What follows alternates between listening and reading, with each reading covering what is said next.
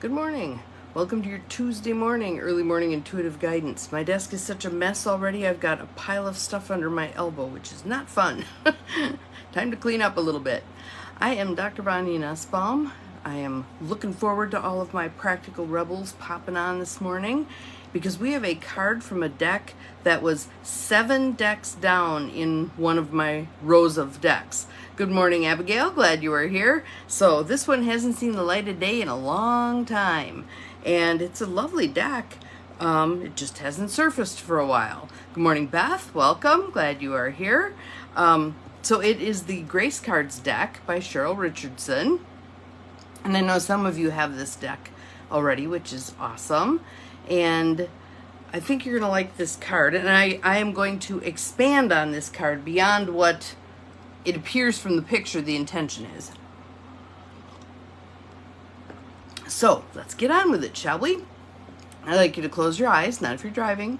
Take some nice deep belly breaths in through the nose, out through the mouth. Good morning, Carolyn. Welcome. Thank you for the hearts and the rainbow. In through the nose, out through the mouth. Good morning, Ruth Ann. Welcome, welcome. Hello, Cindy. I knew you were lurking in there somewhere. In through the nose, out through the mouth. Just settling in, shaking off the night, verving ourselves up a little bit for the day. So the card, again, it's from the Grace Cards deck by Cheryl Richardson. And these all have very elegant pictures on them. This one, I think the picture limits what the words mean. So I'm going to expand beyond this. But here's the picture. So it shows a couple. It's partnership. Partnership. So, God speaks to us through people. We are ambassadors of grace for one another. God speaks to us through people. We are ambassadors of grace for one another. Good morning, Mel. Glad you are here. Welcome, welcome. So again, I'm expanding beyond this limited perspective. This is a romantic perspective. There are so many partnerships we have in life. Think about the partnerships we have with coworkers. Think about the partnerships we have with friends. Good morning, Lucy. Think about the partnerships we have with acquaintances, with neighbors, with people who go to our church, etc., etc. We have all manner of partnerships. And I want to put a word in front of partnerships. Sacred partnerships. Let's not take our partnerships lightly. Let's cultivate and nurture our partnerships, even the difficult and painful ones, because oftentimes those ones yield the greatest outcomes for us.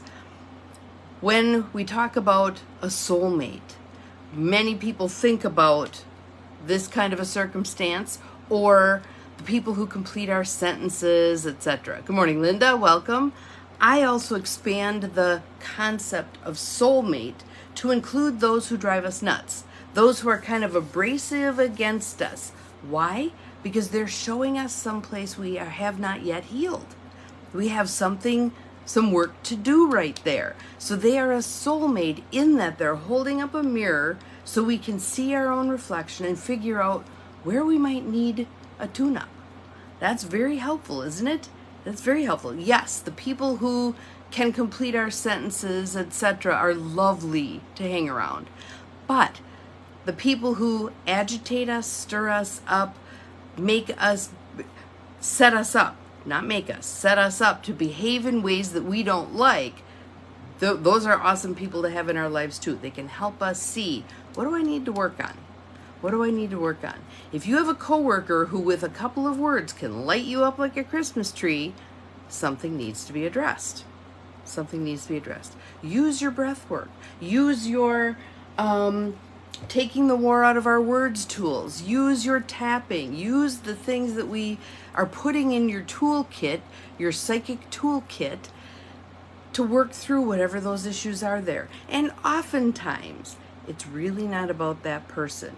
It may be about past events. It may be about your history with someone else. It may be a pattern that has repeated. If you believe in past lives, maybe it came with you from a previous lifetime. Here's another opportunity to work it through. These partnerships are our opportunity to work it through. Our difficulties arise in our interactions with other human beings. You ever heard anybody say they were peopled out? It's because in the interactions with other people that we play out our stuff, and we have those opportunities to see our stuff and do something with it. When you can be face to face with someone who previously pushed your buttons and they're doing all the same stuff, and in fact they may be escalating, and you're not reactive, you will know that you have healed something huge. I go back to my vending machine analogy. You are the vending machine.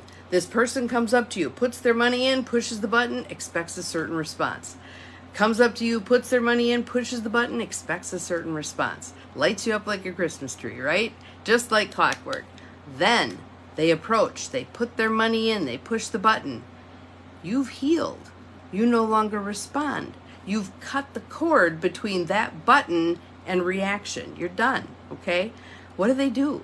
They push the button harder. They shake the machine. They hit the coin return. They escalate their behavior, trying to pop you back into the old response. Your job is, don't go there. Don't go there.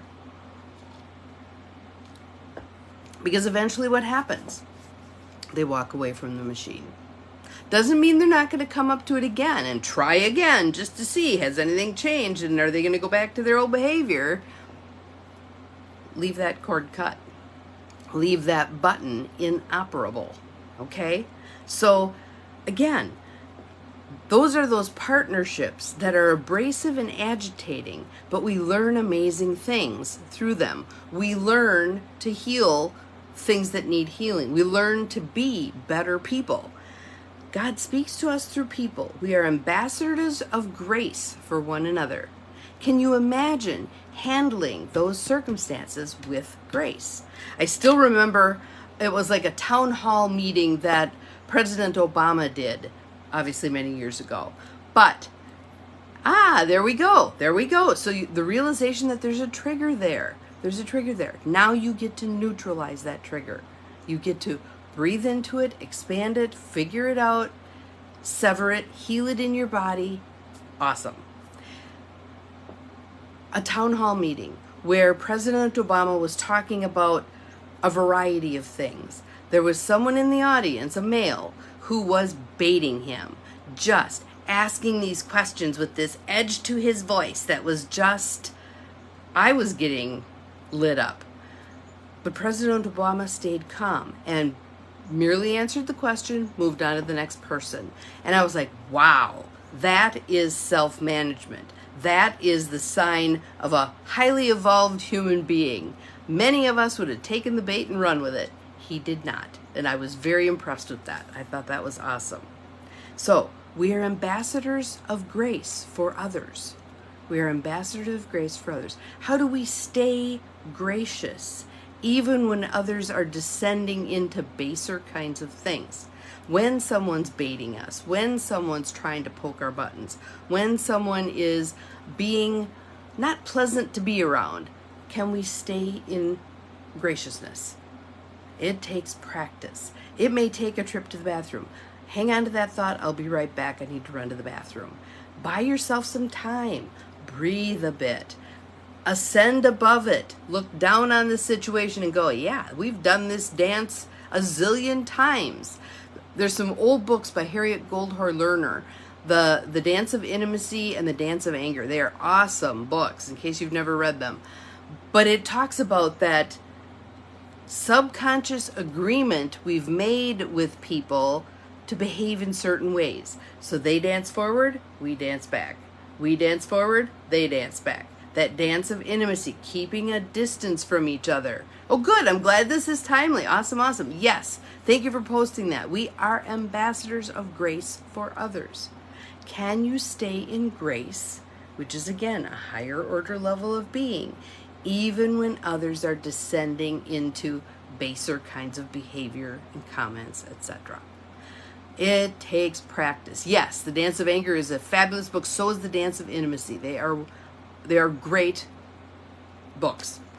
So, what will you do today to be that ambassador for others? What will you do today to be that ambassador for others? How will you stay in graciousness even when there's opportunity to slide down into the abyss? And typically it shows up every day, doesn't it? There's always something that'll poke a button. Realize that that button has been poked. Take the step back. Take some breaths. If you can, say, hang on a minute. Let me get back to you on that. Buy yourself some time so you can go and have the conversation with yourself in the bathroom mirror. Yay me for noticing I'm triggered. Yay me for taking this time out. Yay me for breathing into it, expanding it, ventilating it, as Pema Chodron says, and doing some tapping on it. I release this trigger. I cut this cord. I am done with this. I breathe. Okay, Spirit, now give me how you'd like me to handle this. How would you guide me to handle this well? What have I seen other people do in similar circumstances that worked well? Give me some guidance. Listen. Accept what you get. Oftentimes, I'm going to suggest, going back to taking the war out of our words, it's about being vulnerable. You know, when you said X, my feelings got hurt and I wanted to retaliate, and I know that's not going to be helpful. Yes, I released this trigger. Take the time. Be willing to be vulnerable. That person may de-escalate, or they may continue to be a shithead. Sometimes it happens. If the latter, again, don't go there. Okay, I'm thinking this conversation isn't going where it would be good for us to go. We can't take back words we've said, so therefore, I'm going to walk away. I love you. Bye. Done. Cut it off. You don't need to play the game. You can come back and have another opportunity to work on the interactions with that particular person. But right now, in this environment, we've had too much permission given for people to be shitheads. And we've had modeling of people being shitheads. Not okay. Not okay in my world. I am not going to participate in that kind of behavior. So, yesterday was at a meeting where someone was bordering on this kind of intolerance and inappropriate comments and behaviors. I just didn't go there. I said my piece and I left that meeting. I do not need to engage with that kind of energy. Not my gig. I'm staying up here. I'm not willing to descend into the battle. Not going there. All right, so partnership. That is our word for today. I want you paying attention to all the myriad partnerships you cross paths with today. There are a bazillion of them, and we don't always pay attention to them. So that's your mission for today. Pay attention to the partnerships that you have out there with all of these various peoples. It may be I turn left as someone else turns left. Every morning we cross each other's path by turning left. Hey Beth, glad you are here. We're just about done, but the replay will be up in a minute. Maybe it's you start waving to them. You've crossed paths with them. Your cars turn left at the same time every single work day. Maybe you start waving at them. Maybe you start greeting them a little bit. Maybe smile at them from your car. I don't care what it is. Appreciating those partnerships, the people you come across every day, day in, day out, and just being attentive, staying in graciousness, being that ambassador of grace for all the people you come across today. Have an awesome Tuesday. We'll see you again tomorrow. Remember, you're capable of far more than you think you are. Bye-bye.